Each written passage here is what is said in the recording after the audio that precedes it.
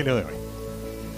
Claro, Carlos. Mira, si recuerdan, en estos 2 últimos domingos, Jesús ha tenido fuertes discusiones con las autoridades de Israel.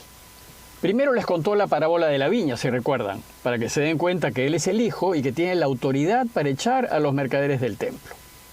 Y además, a través de esta misma parábola, les dijo que ellos eran como los malos arrendatarios que en lugar de cuidar el pueblo de Dios, lo que buscaban era apropiarse de Él. Y después les contó la parábola del rey que celebraba la boda de su hijo, diciéndoles que ellos habían sido invitados primero, pero no quisieron ir. Entonces lo que hará el rey es invitar a pueblos extranjeros para que participen de su reinado. Como se imaginarán, estas 2 parábolas enfurecieron mucho a las autoridades del pueblo y se retiraron. Pero se retiraron a fin de contraatacar, pues el Evangelio de hoy empieza diciendo: se retiraron los fariseos y llegaron a un acuerdo para comprometer a Jesús con una pregunta. Y ese acuerdo que los fariseos hicieron con los partidarios de Herodes era buscar acorralar a Jesús con una pregunta capciosa para poder acusarlo ante el gobernador. Y como escuchamos en el texto, la pregunta era si estaba bien pagar el impuesto a Roma o no. Bueno, pues Carlos, te invito a reflexionar en la respuesta que dio Jesús a esta pregunta, pero notando que el Evangelio de hoy nos habla de 3 reyes: Herodes Antipas, el rey de Galilea; el César, el emperador de Roma; y Jesús, el rey del universo. Claro, Gerardo, entonces primero me gustaría que nos expliques qué es lo que nos dice el texto de hoy acerca del rey Herodes Antipas. Si te fijas, Carlos, así empieza el texto. En aquel tiempo se retiraron los fariseos y llegaron a un acuerdo para comprometer a Jesús con una pregunta, y le enviaron unos discípulos con unos partidarios de Herodes. Bueno, pues estos partidarios de Herodes, o también llamados herodianos, podrían haber sido miembros de la familia de Herodes el Grande o de su corte, o tal vez un grupo de partidarios de Herodes Antipas, que era el rey de Galilea en tiempos de Jesús. Como saben, Herodes Antipas fue hijo de Herodes el Grande, aquel que, según nos cuenta Mateo, hizo matar a todos los niños menores de 2 años en la época del nacimiento de Jesús. Bueno, pues a la muerte de Herodes el Grande, su hijo, Herodes Antipas, fue nombrado tetrarca de Galilea y Perea. Y fue tetrarca porque fue rey de solo 1/4 parte del reino de Herodes el Grande. Es decir, era un reyezuelo, que a fin de afianzar su poder se casó en un matrimonio de conveniencia con la hija del rey de los nabateos, Aretas IV. Bueno, pues Antipas se mantuvo como rey de Galilea porque se sometió a Roma, como un rey vasallo. Es decir, en la práctica fue un títere de Roma y ésta lo mantuvo en el poder porque le convino.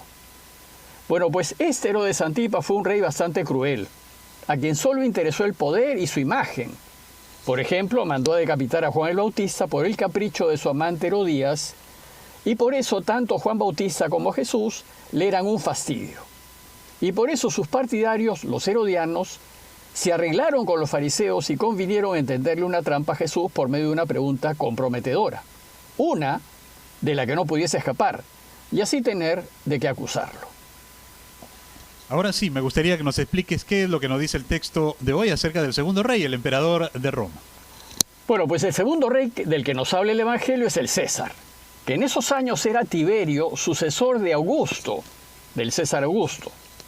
Como saben, el César era dueño de casi todo el occidente conocido y de partes importantes de Asia y África, y tenía un poder extraordinario. Pero parece que ese enorme poder había hecho perder la cabeza a los emperadores romanos. Es decir, les había hecho perder el sentido de la realidad, pues se creían dioses y exigían un tratamiento de dioses, al extremo de hacerse llamar divinos. El divino César, les decían. Por ejemplo, Calígula, el emperador Calígula, sucesor de Tiberio, se consideraba a sí mismo un dios viviente. Y se le ocurrió levantar una estatua suya en el templo de Jerusalén, para que, al igual que a Yahvé, sea adorada por todos los judíos. Afortunadamente murió antes de poder llevar a cabo esta descabellada idea, así es que se evitó una cruel matanza. El asunto es que los césares estaban tan convencidos de su divinidad que podían incluso, por decreto, crear dioses. Gerardo, te pido unos segundos para ir a una pausa y luego regresamos con más aquí en Domingo es Fiesta. Volvemos.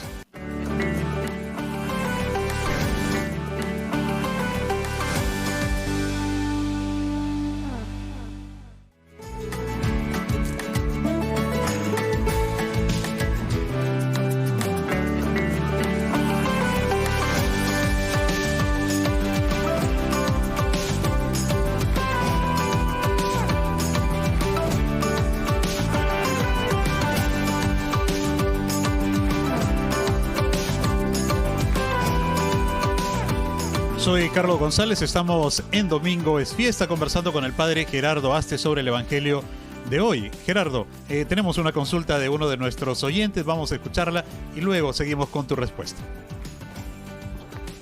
Hola padre, soy Mariana. Una pregunta. Usted dijo que había 3 reyes en el Evangelio y yo solamente veo 2. ¿Cuál es el tercero? ¿De qué rey se trata? Gracias, Mariana, por tu pregunta. Mire, el tercer rey del que nos habla el Evangelio es Jesús, quien para nosotros los cristianos es el verdadero rey, el rey del universo. Bueno, pues Jesús, a diferencia de los otros 2 reyes, que eran poderosos, violentos, ricos y ambiciosos, él fue un rey pacífico, pobre y humilde. Fue un rey justo y honesto que no se ufanó de su poder ni buscó aparentar, sino más bien se mezcló con nosotros, se puso a nuestro nivel y nos trató como iguales. Pues a ese rey se le van a acercar a hablar los fariseos y herodianos y lo van a atacar. Pero Gerardo, una cosa que llama la atención del texto de hoy es que quienes atacan a Jesús primero lo alababan. ¿Qué nos puedes decir de esto? Sí, lo que te puedo decir, Carlos, es que Jesús fue un hombre íntegro y que su integridad era reconocida hasta por sus enemigos, pues de él dicen 2 cosas. Primero le dicen: Maestro, sabemos que eres sincero y que enseñas el camino de Dios conforme a la verdad. Es decir, sus enemigos reconocen que Jesús es honesto y reconocen también que procede de acuerdo con la verdad. Y segundo, sus enemigos reconocen que Jesús no hace diferencias entre personas. Por eso le dicen: enseñas la verdad sin que te importe nadie, porque no miras la condición de la persona. Es decir, tratas de la misma manera a la persona, sea ésta importante y rica o sea ella pobre e insignificante.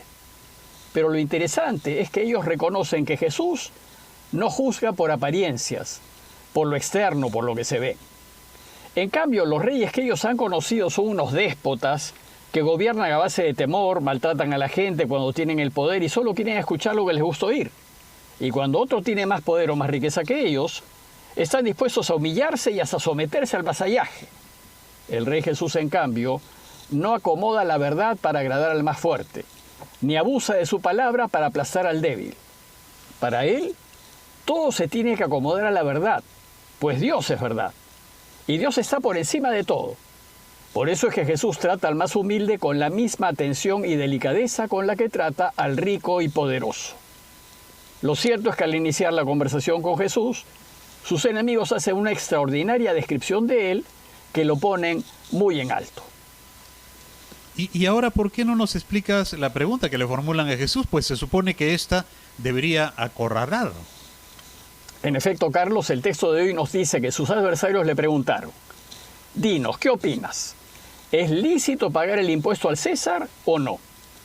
Como saben, los impuestos de los romanos resultaban una pesada carga para el pueblo que vivía sometido al imperio. Ellos ya no podían más, pues trabajaban más para los invasores romanos que para poder salir adelante. Jesús sabía que los impuestos eran injustos, y como no podía faltar a la verdad, tenía que decir que no estaba bien pagar el impuesto al César.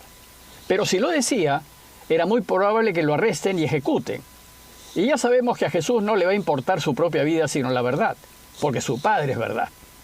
De otra parte, si respondía que estaba bien pagar el impuesto a Roma, se mostraría injusto y además inconsecuente con su mensaje. Entonces iría en contra de la verdad, pues los impuestos eran efectivamente injustos y todo el pueblo iba a ponerse en su contra. Pero también sabemos que a Jesús le tenía sin cuidado lo que la gente pensase de él. Lo único que a él le interesaba era su Padre y todo lo de su Padre. Por último, la pregunta que le hicieron los fariseos y herodianos no era para saber qué hacer, si pagar impuestos o no, sino para atrapar a Jesús en sus palabras. Y en efecto, con la pregunta parecía Jesús atrapado. Por eso es que el texto del Evangelio nos dice que Jesús, comprendiendo su mala voluntad, les dijo: hipócritas, ¿por qué me tientan? Y si nos centramos ahora en la respuesta que Jesús les dio, explícanos, por favor.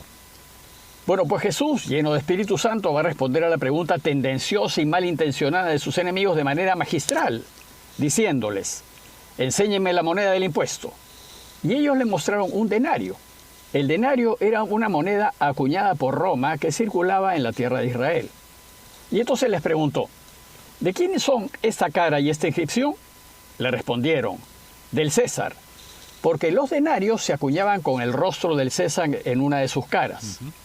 Entonces les replicó, pues denle al César lo que es del César y a Dios lo que es de Dios. Esa respuesta de Jesús no la esperaban ni los fariseos ni los herodianos. Más bien quedaron desconcertados, no supieron qué hacer y se fueron. Jesús les había respondido, pero no de la manera como ellos esperaban, y entonces simplemente lo dejaron.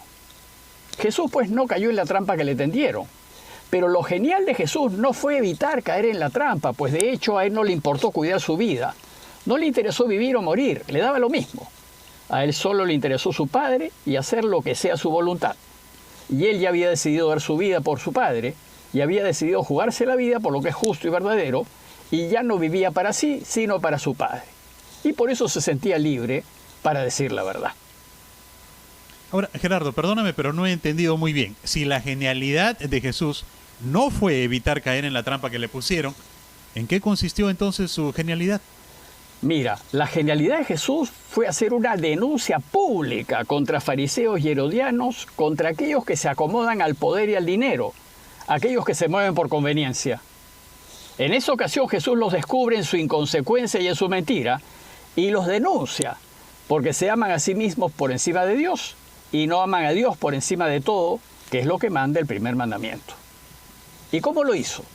¿Cómo le descubrió su inconsecuencia? Pues fíjense, en su respuesta Jesús preguntó, ¿de quiénes son esta cara y esta inscripción? Respondieron, del César. Bueno, pues resulta que el César, cuya imagen estaba en el denario, se consideraba a sí mismo un dios, de entre los tantos dioses que tenía el panteón romano, y exigía a los hombres los honores de Dios. El problema es que Herodes y los herodianos, por conveniencia e interés, habían aceptado que el César era divino y lo trataban como si fuese un dios, reemplazando de este modo al único Dios de Israel por el emperador de Roma. Y los fariseos, que se supone que eran los observantes de la ley, cerraron los ojos ante esta blasfemia. Por tanto, en su respuesta, lo que Jesús les dijo es que el César no es Dios y que el único Dios al que hay que adorar es el creador del universo. Por tanto, al César no lo traten como Dios, porque el César y todo lo que representa en riqueza, poder y fama no es Dios. Ustedes denle a Dios el primer lugar, pues no hay otro Dios fuera de él. Muchas gracias por la explicación, Gerardo, porque esto es tan bueno como la buena noticia que vamos a escuchar en este momento.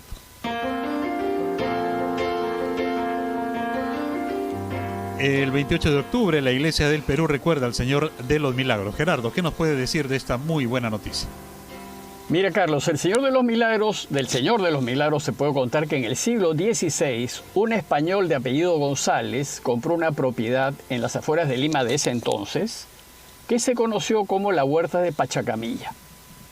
Un siglo más tarde, unos negros angoleños se establecieron en dicha propiedad y uno de ellos, de nombre Benito, se le ocurrió pintar en una pared una imagen de Jesús crucificado. Bueno, pues esa es la imagen que veneramos. En 1650 los angoleños construyeron una ermita en torno a la imagen y formaron una cofradía para rendirle culto. 5 años más tarde, en 1655, tuvo lugar un terrible terremoto en Lima. Se cayeron muchas casas y también se cayó el techo de la ermita. Pero a la imagen de la pared no le pasó nada. Entonces los de la cofradía consideraron que eso era un milagro. Y pronto empezaron a atribuir a la imagen una serie de hechos milagrosos. El virrey de la época, el conde de Lemos, se hizo su devoto y rápidamente su culto se difundió por toda la ciudad y por todas las clases sociales. Un siglo después, el virrey Amat y Juniet construyó la iglesia de las Nazarenas, que es el santuario en donde actualmente se venera dicha imagen y que después se conoció con el nombre de El Señor de los Milagros. Como saben, la imagen sale en procesión varias veces durante el mes de octubre y es seguida por multitudes, tanto en el Perú como en otras ciudades del mundo. Muchísimas gracias, Gerardo, por la explicación de esta muy buena noticia. Hemos llegado ya a nuestra parte final, pero antes queremos recibir la bendición de Dios. Claro, vamos a pedirle al Señor su bendición, pero especialmente pidamos por la paz entre Hamas e Israel y entre Rusia y Ucrania, y pidámosle por los buenos frutos del sínodo que actualmente se está llevando a cabo. Y pidámosle pues a Dios, que es todopoderoso y bueno, que Él nos bendiga. En el nombre del Padre, del Hijo y del Espíritu Santo. Amén. Carlos, muchísimas gracias a ti y a todos ustedes que nos escuchan, y a todos les deseo un buen domingo y una muy buena semana. Un gran abrazo, Gerardo, y que mañana tengas un hermoso cumpleaños, porque estamos muy agradecidos por tus enseñanzas y por tus explicaciones, por enseñarnos la palabra de Dios, Gerardo. Un fuerte abrazo, que lo pases. Muchísimas gracias. Que tengas un día bastante hermoso. Muy Gracias, bien, amigos, hemos llegado a la parte final. Muchísimas gracias. Hasta una próxima edición de Domingo es Fiesta aquí en RPP, la voz de todo el Perú.